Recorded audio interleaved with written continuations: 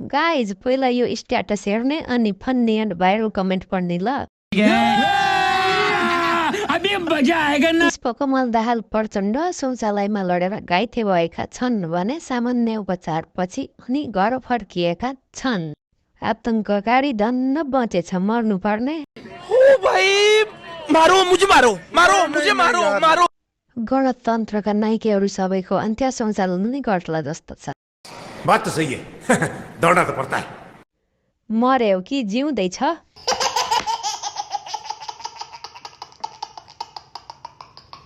साथीहरू सामान्य घाइते मात्रै भएको हो, खुसी हुनुपर्ने जरुरी छैन।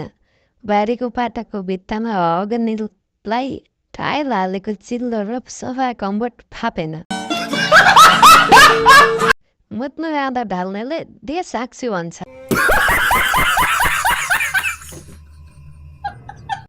चर्पी चिप्लो बनाउन राजावादीहरूको आच्छा प्रचण्ड।